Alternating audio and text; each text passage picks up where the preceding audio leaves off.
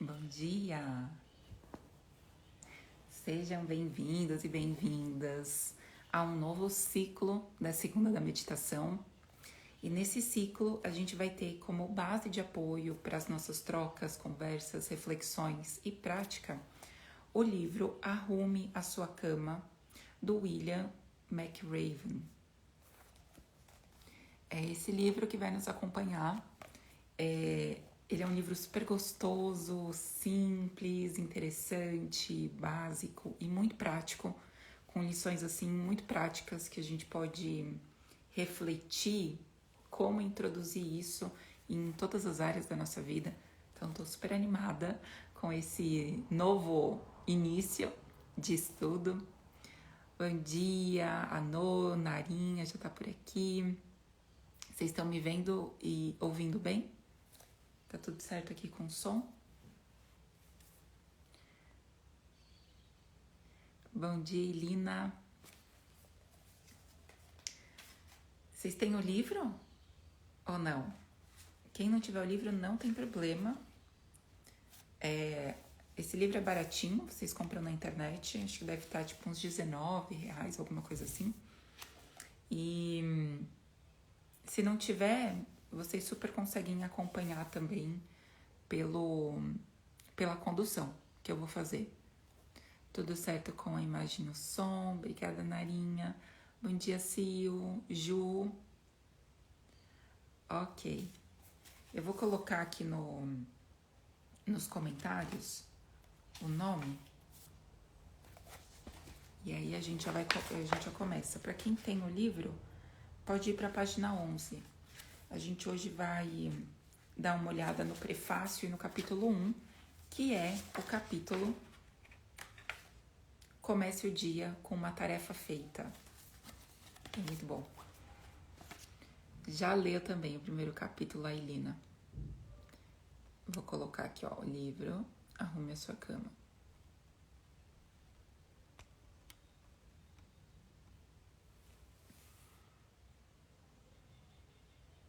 Foi um númerozinho aqui junto, mas tudo bem.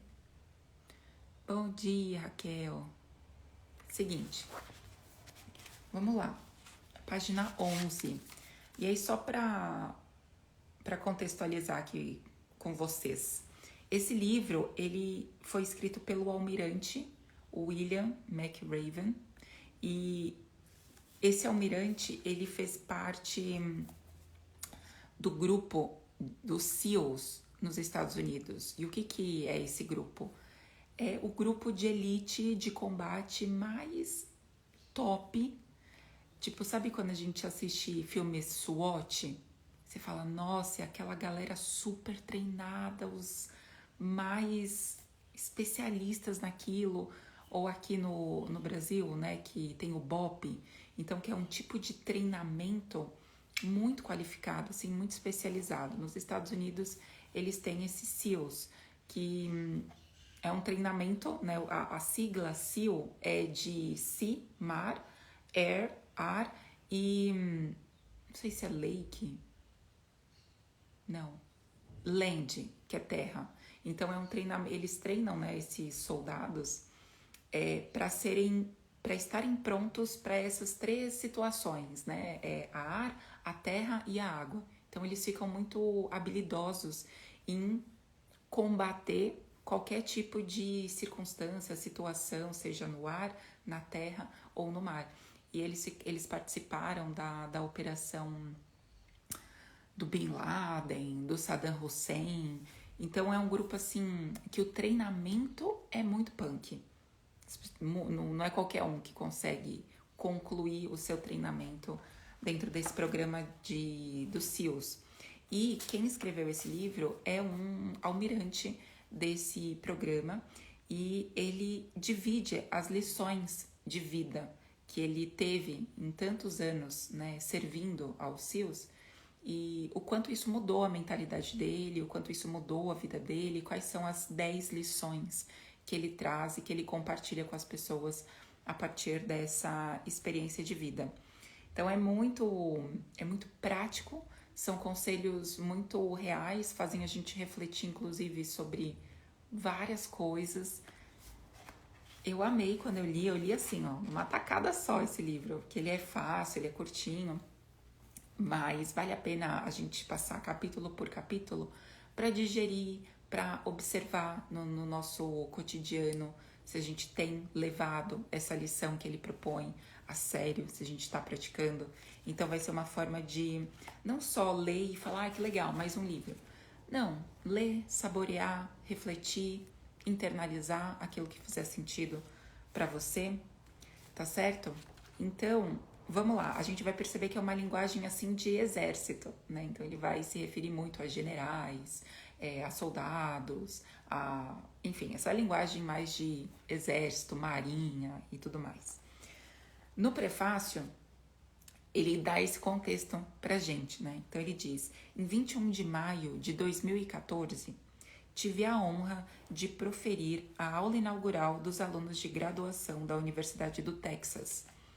Embora essa universidade seja minha alma mater, eu estava preocupado com a possibilidade de, sendo um oficial militar, cuja carreira foi definida pela guerra, não encontrar boa acolhida entre os estudantes universitários. Mas, para minha enorme surpresa, os formandos abraçaram a minha fala. Percebi que as 10 lições que aprendi no treinamento das Forças Especiais da Marinha dos Estados Unidos, que eram a base do meu discurso, tinham um apelo universal. Eram simples lições que ensinam a superar os testes dos SEALs. E aí, SEALs, Sea, Air and Land, sigla derivada da capacidade de operar no mar, no ar e na terra, mas que são igualmente importantes para enfrentar os desafios da vida, não importa quem você seja. Então, isso é muito legal, porque de fato as lições são muito práticas e ele ajuda a gente a perceber qual era a mentalidade que ele criava, a mentalidade que ele treinou para superar os desafios do treinamento, que são punks, e como isso também pode servir para a gente superar os nossos próprios desafios, que para a experiência de cada um, seu próprio desafio é muito punk também. Então, é muito legal que a gente consegue, sim, aplicar esse olhar para a nossa vida. E nos últimos 3 anos, eu tenho sido parado na rua por companheiros que me contam as suas histórias. Como que escaparam de tubarões, porque não tocaram o sino, ou como arrumar a cama todas as manhãs o ajudou a superar tempos difíceis. Todos queriam saber como as 10 lições me inspiraram durante a minha carreira. Este livro é uma tentativa de responder a isso. Cada capítulo oferece o contexto das lições individuais e traz ainda uma curta história sobre algumas pessoas que me inspiraram com a sua disciplina, perseverança, honra e coragem. Espero que gostem. Bora lá? Acho que vocês vão gostar, viu? E antes da gente ir pro capítulo 1, comece o dia com uma tarefa feita. Essa tarefa, gente, eu vou lembrar vocês em todos os capítulos, porque ela é a base. É a base e a gente vai perceber qual que é a importância disso. Parece que é uma coisa simples, né? Como ele dá o exemplo da cama arrumada, é o próprio nome do livro, né? Arrume sua cama. Mas a gente vai perceber o princípio por trás dessa ação. O quanto isso é poderoso e o quanto isso é importante para que a gente crie uma base organizada para a nossa vida. E eu quero aproveitar antes da gente entrar no capítulo 1 e te convidar a fazer um print ou a clicar nesse aviãozinho aqui e encaminhar essa live para as pessoas que você sabe que curtem esse bate-papo, que querem treinar uma mentalidade de mais disciplina, de mais conexão espiritual, de mais organização na vida, porque todas essas características dão base para a gente manifestar uma vida abundante.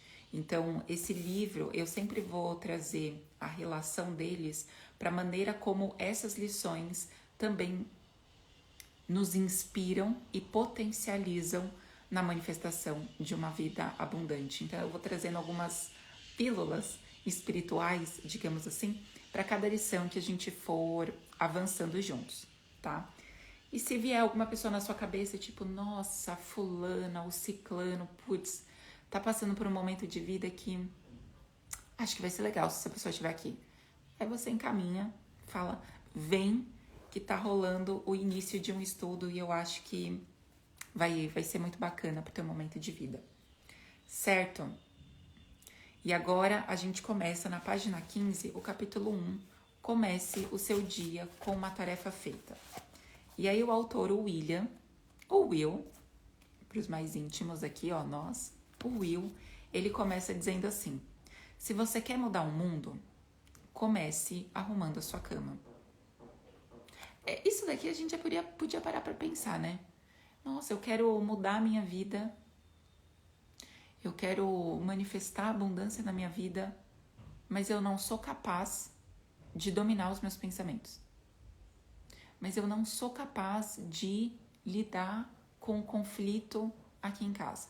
Não, eu quero que a minha vida mude completamente, mas eu não me dedico a conter os meus instintos primitivos de procrastinação, preguiça, imediatismo e negatividade.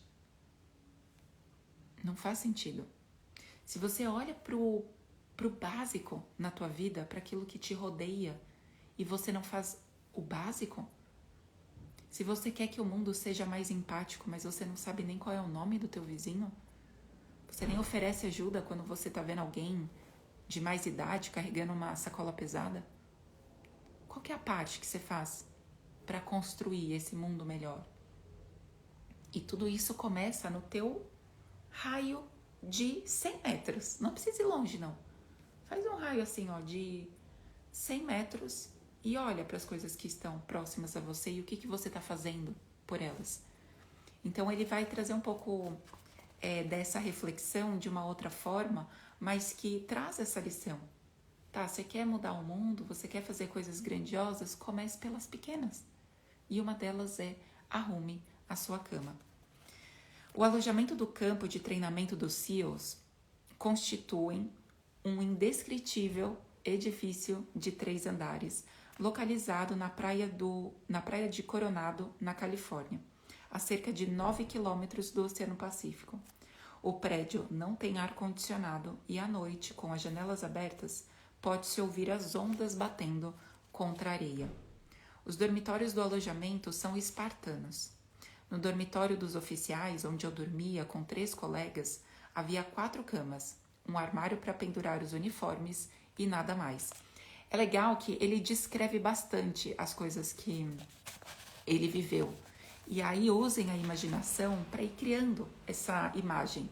O que seria um edifício de 3 andares, a 9 quilômetros do Oceano Pacífico, as janelas abertas porque não tinha ar-condicionado e por eles dormirem com as janelas abertas, eles escutavam o som das ondas quebrando na areia, que os dormitórios, os alojamentos, eles eram espartanos, né? Então as camas super simples assim, ele num quarto pequeno, dividindo esse quarto com mais 3 colegas, né? Então eram 4 camas, e nesse quarto só tinham as camas e um armário para pendurar o uniforme. Então vai criando assim, ó, essa imagem na sua cabeça. E naquelas manhãs em que vivi no alojamento, eu pulava da minha prateleira, ele chamava a cama dele de prateleira. Eu pulava da minha prateleira e imediatamente iniciava o processo de arrumar a minha cama. Era a primeira tarefa do dia. Um dia que, eu sabia, seria cheio de inspeções de uniformes, longos períodos de natação, longas corridas, pistas de obstáculos e constante censura dos instrutores do SEAL. Atenção! Gritou o líder da turma, o segundo tenente Dan Stewart. Quando o instrutor entrou no dormitório, aos pés da cama, bati o joelho um contra o outro e me coloquei na posição de sentido quando o oficial se aproximou. Um instrutor, inflexível e impassível, começou a inspeção, checando a goma do meu cap verde para se assegurar de que aquele chapéu de 8 bicos estava crocante. Movendo-se de cima para baixo, seus olhos percorreram cada palmo do meu uniforme. Os vincos da túnica e das calças estavam alinhados.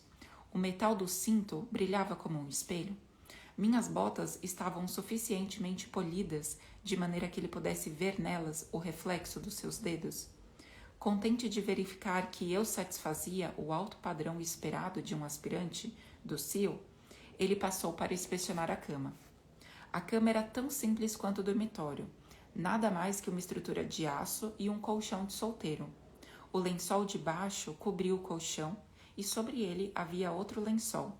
Um cobertor cinza de lã esticado sobre o colchão fornecia calor nas noites frias de San Diego. Um segundo cobertor estava primorosamente dobrado em forma de retângulo aos pés da cama.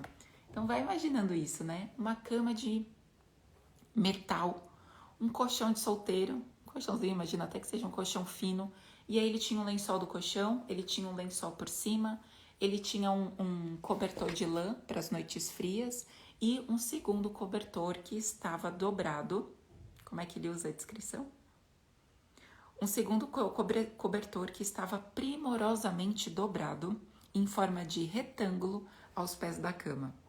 Um único travesseiro feito pela Loud House for the Blind, que deve ser, sei lá, ele faz essa referência aí, que é uma marca que literalmente, né, a marca chama Farol para Cegos. Então tem essa causa aí para pessoas com deficiência visual. Então ele faz essa referência à marca do travesseiro. Eu não sei se isso é comum lá nos Estados Unidos. Mas, então imagina, a cama dele, um único travesseiro no alto da cama, perfeitamente alinhado com o cobertor dobrado nos pés. Esse era o padrão.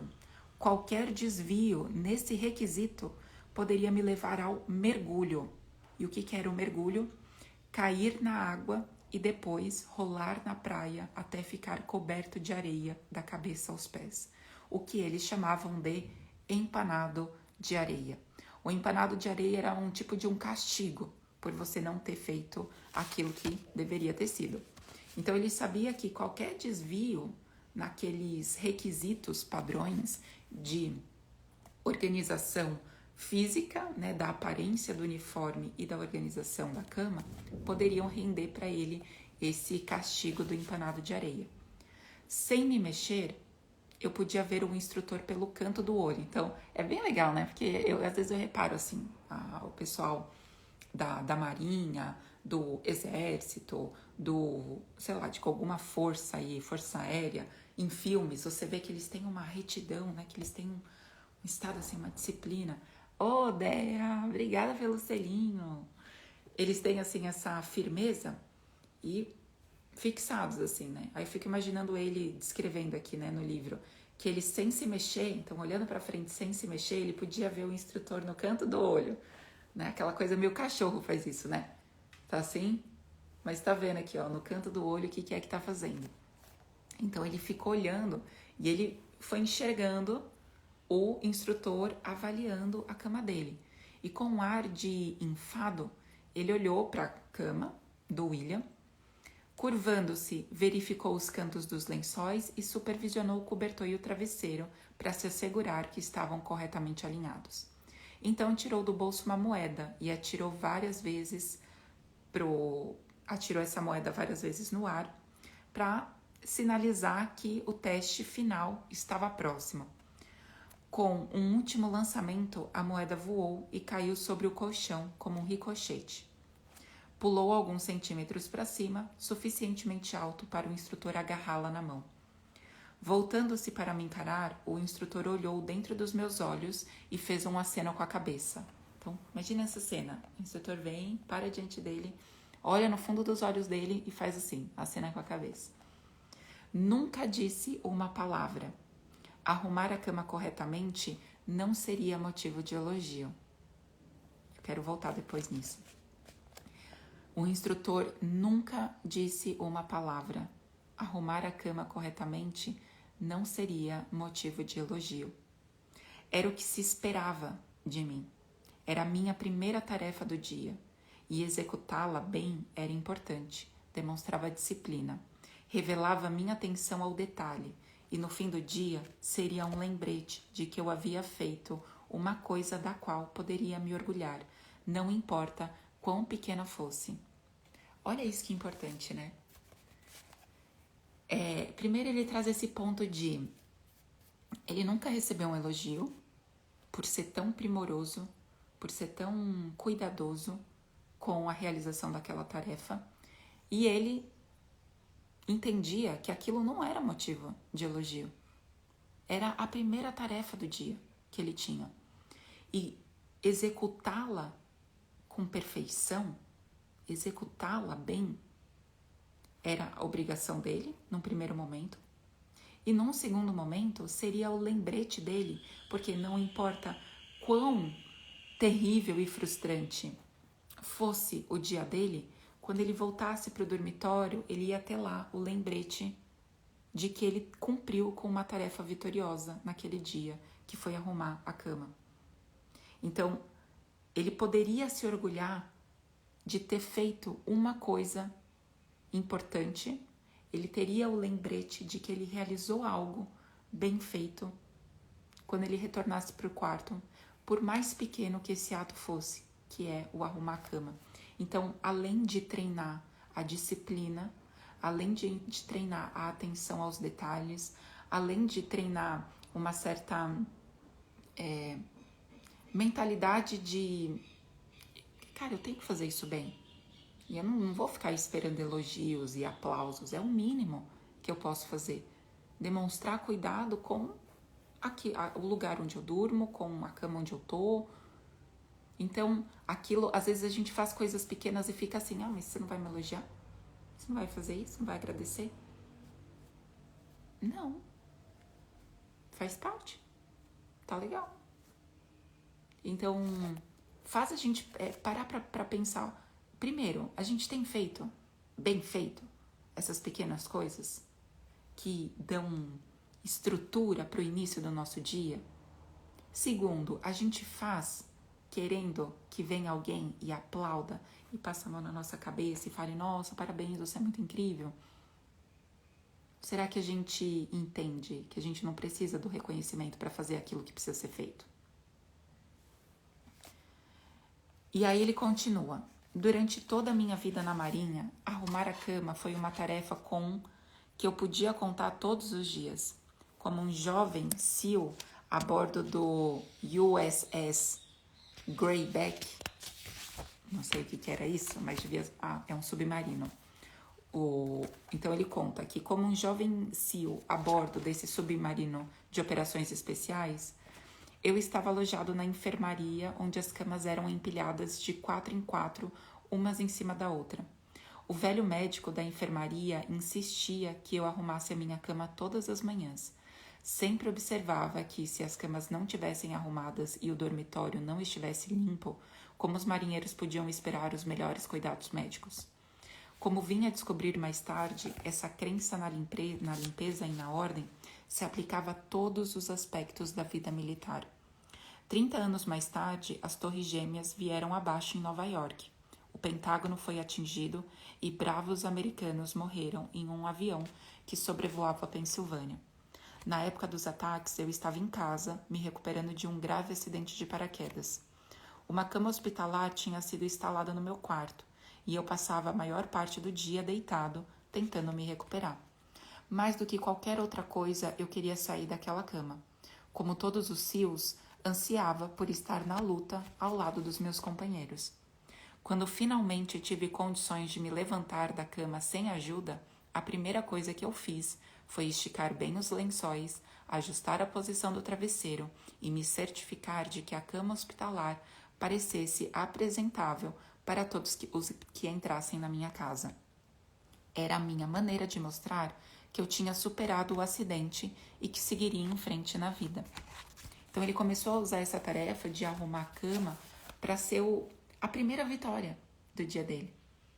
É aquela coisa de não importa o que eu vou conseguir fazer. Se vai dar certo, se não vai, se eu vou me dar bem, se eu não vou. Arrumar minha cama está sob o meu controle e essa vai ser sempre a minha primeira vitória. Isso já cria uma mentalidade de vencedor, não no sentido de, eu vou vencer tudo que eu me propuser a fazer ao longo do dia, mas a mentalidade de vencedor de que aquilo que está sob o meu controle, aquilo que depende única e exclusivamente da minha dedicação, eu vou fazer bem feito.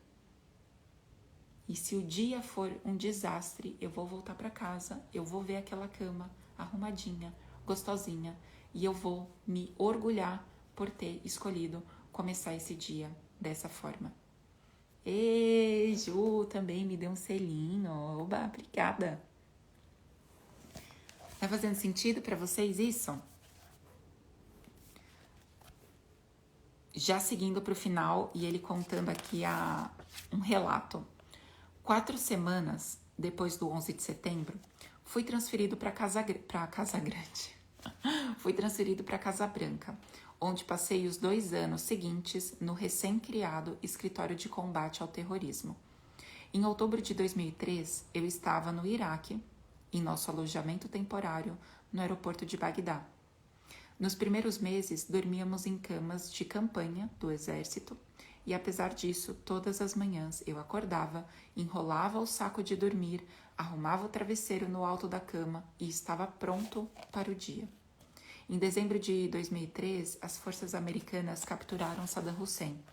Ele foi mantido em confinamento numa sala pequena e também dormia em uma cama de campanha, mas com o luxo de lençóis e cobertor. Uma vez por dia, eu visitava Saddam para me certificar de que os soldados estavam lhe dando o tratamento adequado. Um tanto surpreso, notei que Saddam não arrumava sua cama. As cobertas estavam sempre amarrotadas aos pés da cama de campanha e ele raramente parecia disposto a esticá-las. Durante os 10 anos seguintes, tive a honra de trabalhar com alguns dos melhores homens e mulheres que a minha nação já produziu, de generais a soldados rasos, de almirantes a marinheiros, de embaixadores a datilógrafos. Os americanos que serviam além mar, no esforço da guerra, chegavam com total disposição, sacrificando muita coisa para proteger essa grande nação. Todos eles entendiam que a vida é dura e que, às vezes, pouco se pode fazer para influenciar o resultado do dia. Na guerra, soldados morrem, famílias sofrem, nossos dias são longos e cheios de momentos de ansiedade. Procuramos algo que possa nos dar consolo, que possa nos motivar a iniciar o dia, que possa nos dar orgulho num mundo quase sempre horrível. Mas não é só o combate, é a vida cotidiana que precisa dessa sensação de organização. Nada pode substituir a força e o conforto da fé, mas às vezes o simples ato de arrumar a cama pode nos dar o estímulo de que precisamos para começar o dia e a satisfação de terminá-lo bem. Se você quer mudar a sua vida e talvez o mundo, comece arrumando a sua cama. Legal, não? Primeiro capítulo. Uma coisa muito legal que eu vejo também dessa lição que ele traz pra gente, de que primeiro ele faz essa explicação de que na guerra os soldados morrem, as famílias sofrem, os dias dos combatentes são longos e eles vivem ansiedade, momentos de angústia, momentos de desespero, várias vezes.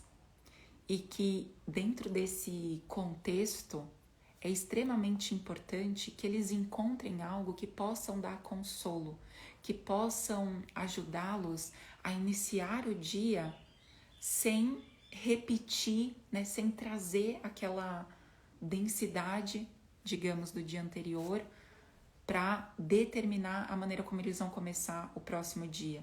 Então, que eles precisam buscar algo que possa motivá-los a seguir adiante, algo que possa dar orgulho a eles num mundo quase sempre horrível.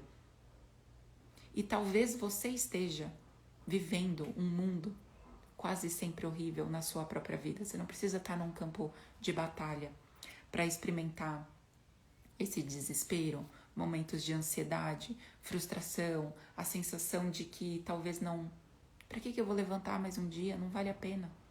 A minha vida está toda desmoronando.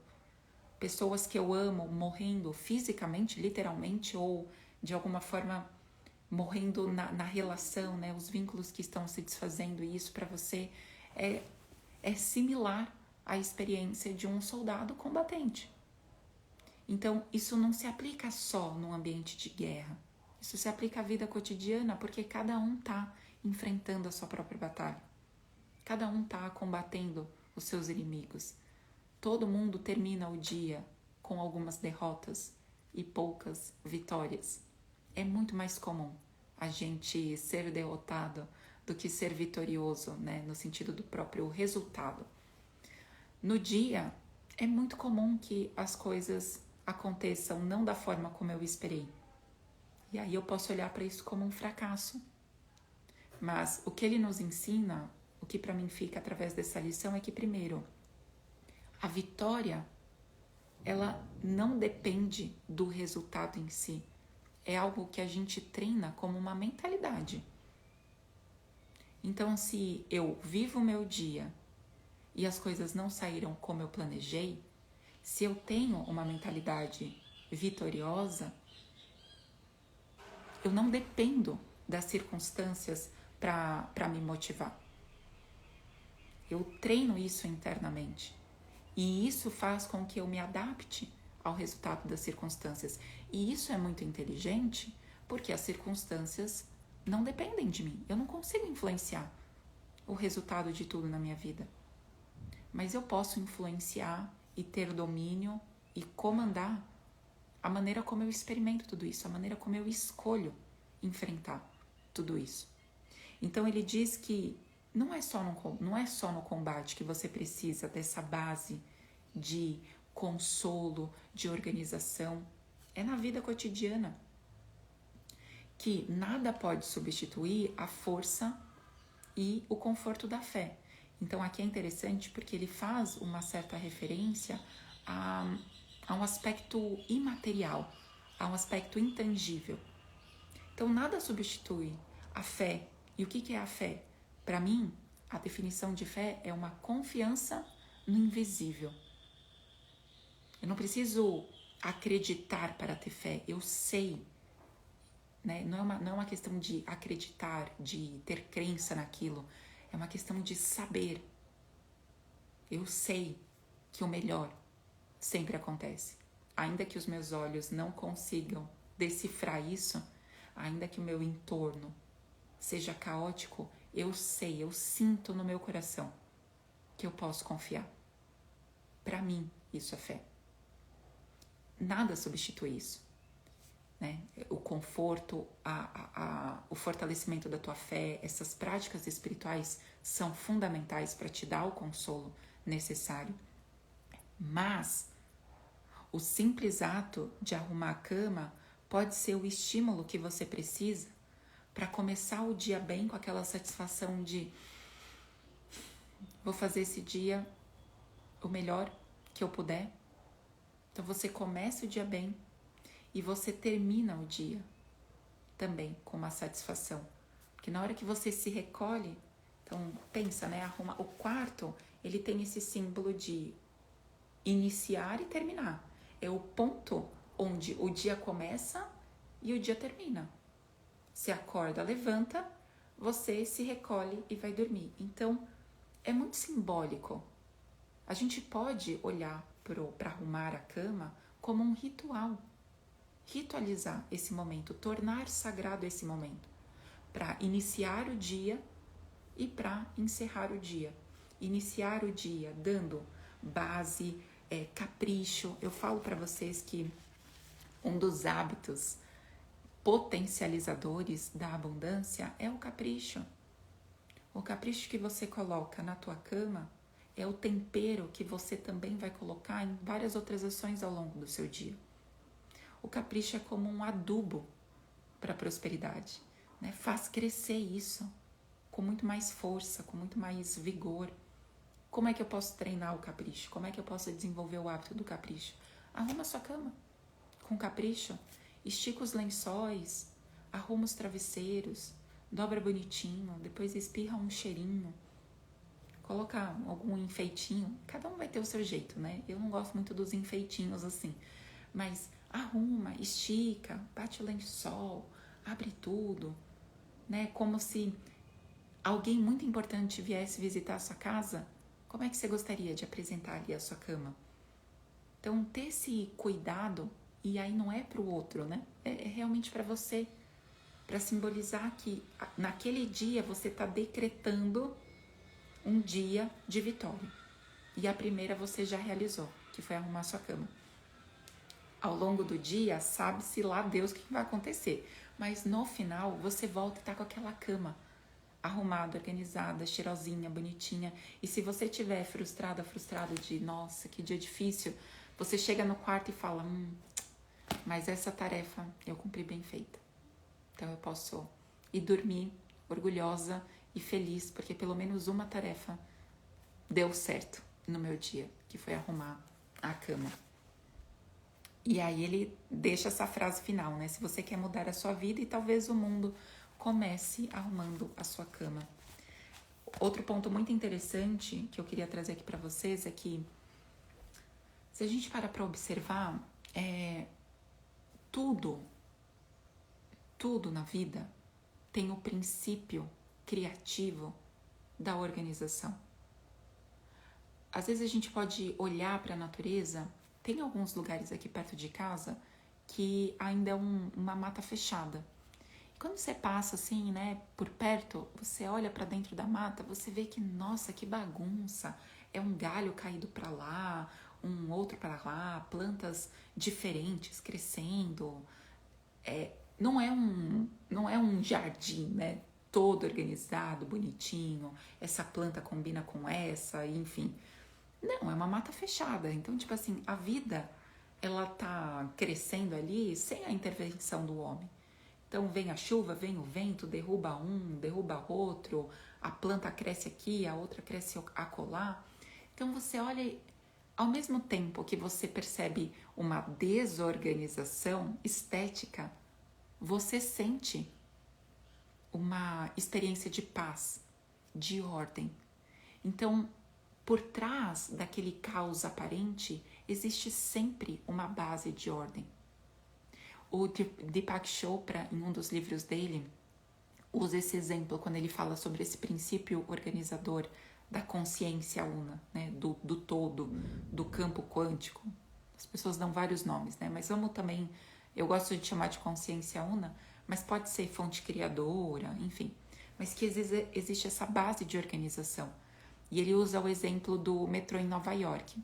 Se você vai no metrô em Nova York às 6 horas da tarde, você olha assim de cima, você vai ver as pessoas indo, cada uma para um lado, cada uma para uma plataforma. Você vai ter uma sensação de desordem total. Não é sincrônico, é meio caótico. Mas se você vai no nível micro, se você vai ali para cada indivíduo, se você sai das milhares de pessoas e você vai para cada indivíduo, você percebe que no movimento de cada pessoa existe um objetivo específico. Aquela pessoa está indo para aquele lugar. Existe uma ordem subjacente ao movimento caótico do metrô de Nova York. E aí ele brinca ainda que se de repente um trem que estava programado para sair da plataforma 5, agora vai sair da plataforma 6, você vai ver um movimento caótico ainda maior, porque as pessoas reorganizando e indo aquele vucu-vucu, tipo como um formigueiro, né? Ah, mudou, então vai para outra, e aquela bagunça. Mas a bagunça é aparente. Por trás dessa bagunça existe um motivo específico, um motivo organizador específico que guia o movimento de cada pessoa. E por que eu estou trazendo isso para vocês? Porque a vida, ela às vezes ela pode se apresentar para você como uma grande bagunça. E aí cabe a você, como um micro-organismo dessa vida, criar as suas bases de ordem. Buscar essa harmonização dentro de você. Porque da mesma maneira que existe o princípio da ordem no caos da vida, precisa existir o princípio da ordem no seu também caos interior. Vou espirrar. Uma das leis espirituais, saúde, obrigada e tal. Uma das leis espirituais herméticas é a lei da correspondência, né? O princípio da correspondência, que diz que como é acima é abaixo, como é fora é dentro. Então, a gente pode o tempo inteiro se lembrar, né, desse princípio para perceber aquilo que de alguma forma acontece na natureza também acontece dentro de mim. O que acontece do lado de fora também acontece dentro de mim. E eu posso aprender pela observação lá fora o que dá certo e buscar aplicar aquilo que eu tô vendo para o meu mundo interno. Então, se eu olho para a natureza e eu reconheço que existe a necessidade dessa organização, que tudo, mesmo diante do caos, encontra uma ordem, eu vou precisar fazer esse mesmo exercício para manter a ordem na minha vida, ainda que dentro de um caos. E aí, para mim, o que é manter essa ordem na vida? Um exemplo de como manter essa ordem na vida. A lição do capítulo 1 do William McRaven. Comece o dia arrumando a sua cama. Comece o dia plantando essa semente de ordem dentro de você e fora de você.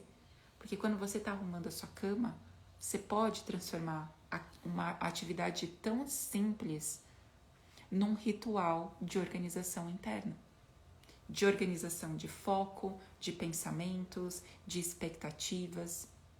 Você usa o ato externo para também se alinhar e harmonizar com essa organização dentro de você. Não tem como desejar uma vida ordenada, uma vida abundante, uma vida onde as coisas dão certo, se no teu núcleo, se no teu micro, no lugar mais íntimo, né, que sei lá, é o teu quarto, você cultiva a desordem. É um reflexo de como é que as coisas estão dentro de você. E aí você pode abrir esse raio para 10 metros e olhar para o seu guarda-roupa. Você não precisa arrumar o seu guarda-roupa todos os dias, óbvio. Mas de tempos em tempos, também olha para isso. Começa a trazer aspectos de ordem para a tua vida, porque isso vai servir como um consolo e estrutura para você enfrentar os desafios da vida. Assim como essa atitude, essa atividade era consolo e conforto para os soldados em combate, pode ser consolo e conforto para você que enfrenta a sua própria guerra. Certo? Vamos fazer uma prática então? Quero ver todo mundo arrumando a cama, postando, começando o dia vitoriosa. Pequena vitória do dia. Cama arrumada. Check. E aí vocês me marquem e chamam as pessoas para assistir o replay dessa aula, tá bom? É a primeira tarefa. Não adianta eu querer conquistar o mundo se eu não sou capaz de dominar aquilo que está sob o meu controle, e a minha cama é uma dessas coisas. Vamos fazer um exercício de intencionar a criação de estruturas de organização dentro de nós. Eu esqueci de pegar a minha tigela para fazer não tem problema, né? A gente faz hoje sem a tigela, ela tá ali, mas não vou sair daqui não. Vou pedir para vocês ficarem numa posição confortável. Hoje eu até quero colocar o pezinho aqui no chão. Ai, coçando aqui minha perna. Vamos lá. Posição confortável. A gente vai fazer esses minutinhos de prática para trazer a reflexão e o ensinamento da lição número 1 para dentro de nós. Respira fundo, feche seus olhos. Se você não tem o hábito da meditação, é só você acompanhar a minha voz, a minha guiança. Não precisa criar expectativas, nada de surreal vai acontecer com você durante essa prática. Não precisa se impor algum tipo de obrigação de que, nossa, eu preciso me sentir bem, eu tenho que silenciar minha mente. Nada disso. Seu único propósito aqui com a prática é estar presente e aceitar o que o teu momento presente te apresenta. Se ele te revela uma mente agitada, uma mente falante, uma mente preocupada, você vai acolher essa mente do jeitinho que ela está agora. E esse é o treino da meditação. Não é parar de pensar, não é se sentir bem, não é ter uma experiência de expansão e amor incondicional a todos os seres, não é nada disso. Isso acontece como consequência de um treinamento. Mas o objetivo principal da meditação é te colocar em contato com aquilo que você experimenta agora, independentemente do que seja. Então, feche os seus olhos, acolhe a agitação, a inquietude, se for isso que você estiver sentindo agora. Acolhe o silêncio, a presença, a gratidão, se também forem essas as experiências que você tem. E foca na sua respiração. Você pode colocar a mão sobre a sua barriga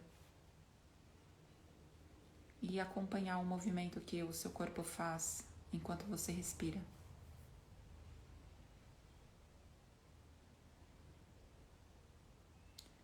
Deixa que a sua barriga infle quando você inspira. Então a sua barriga cresce na inspiração. E quando você solta o ar, a sua barriga murcha. Você esvazia seus pulmões. E acompanhe esse ritmo, colocando a mão na barriga por 10 ciclos. Inspira, a barriga cresce. Solta o ar, a barriga vai para dentro. E aí você faz a sua própria contagem.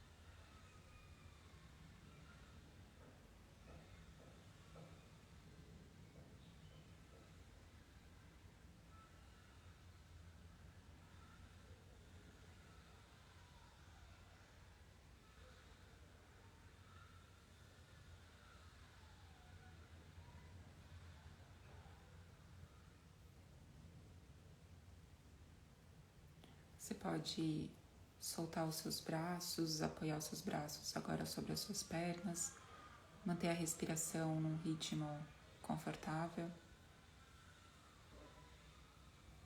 E observe o quanto a própria respiração consciente já é também por si só um ato de organização interna. Observa o quanto o seu corpo ele também respeita esse princípio de organização. Cada célula, cada órgão, cumprindo com seu propósito, fazendo o seu melhor com aquilo que tem, com os recursos que a gente oferece para o nosso corpo.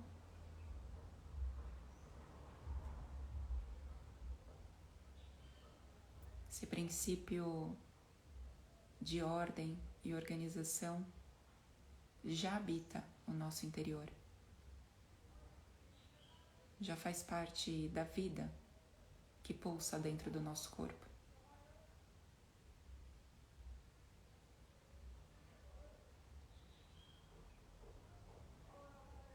Então por alguns instantes, observe, sinta, contemple o movimento organizado que acontece dentro do seu corpo, desde a cabeça até os seus pés.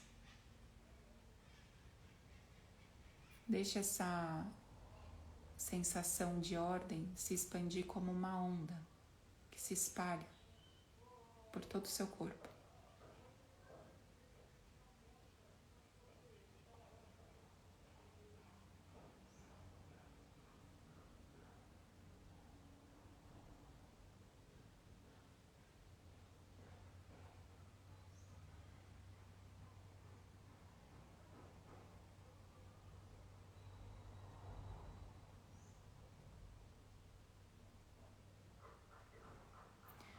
E a gente então agora vai intencionar que esse trabalho de ativar a organização interna, se conectar com um princípio criativo e organizador da vida dentro de nós, de experimentar essa sensação de conexão com o nosso mundo interior, que essa onda que se espalha pelo nosso corpo agora ultrapasse os limites do nosso corpo físico e se espalhe para o nosso entorno.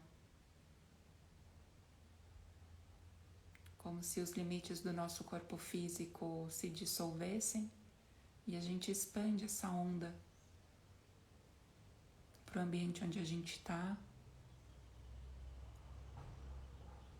para toda a nossa casa, com a intenção de que essa energia de ordem por trás do caos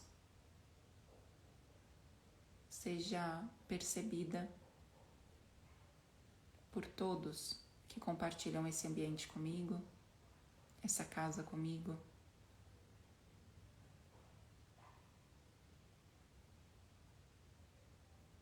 E aí intenciona que essa onda ela ganhe um pouco mais de força e vá para além da sua casa.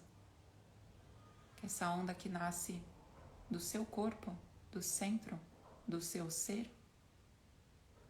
se espalhe agora pelo seu bairro, incluindo todas as pessoas que você conhece e desconhece, para receber o impacto dessa conexão.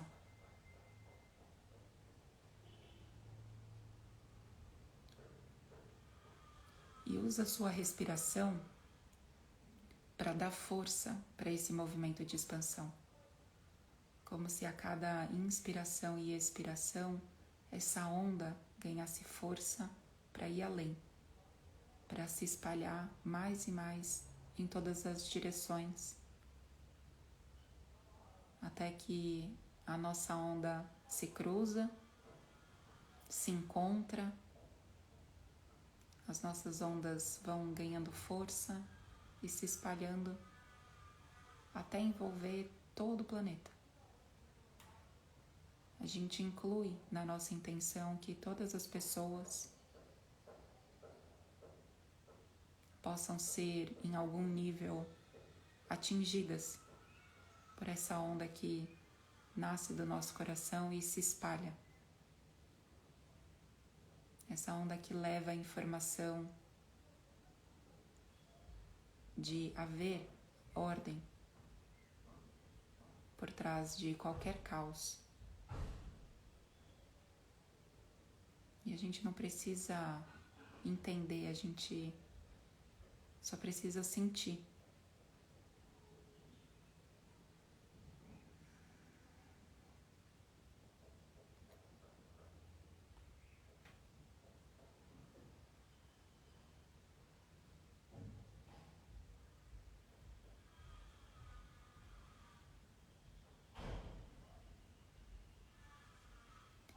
E da mesma forma que o movimento das ondas no mar se expandem e contraem, agora sinta essa onda que se espalhou, retornando para você, voltando para o centro do seu coração.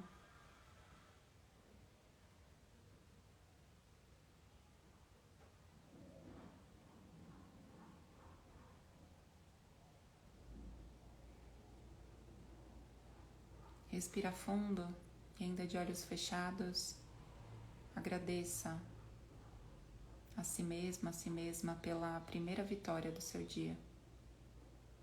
Que talvez já tenha sido arrumar sua cama, mas que aqui a vitória foi arrumar o seu interior. Encontrar um breve momento de intenção e organização interna. Que as bases para construção e manifestação de uma vida abundante comecem com você dedicando esses breves minutos para a organização interna. E que o seu dia possa ser reflexo disso que você cultiva dentro de você. Então você pode unir as palmas das mãos em frente ao peito.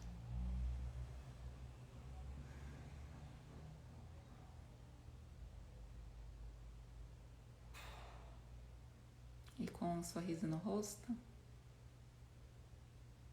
celebrando a sua primeira vitória do dia, abra os seus olhos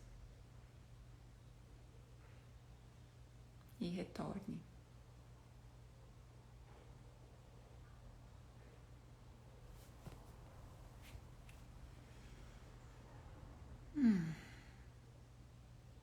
Agora, meus amores, que vocês tenham uma linda semana, que vocês possam fazer esse exercício pela manhã, simples do jeito que eu conduzi, refazer aqui a meditação, vindo aqui no vídeo, indo até o final, e praticando esses breves minutos, não deu nem 10 minutos de prática. 10 minutinhos, acho que a gente consegue, né? Consegue 10 minutinhos pra gente? Acho que sim, né? E arrumar a cama. Vamos fazer esse desafio? Vamos todo mundo arrumar a cama? Com essa intenção?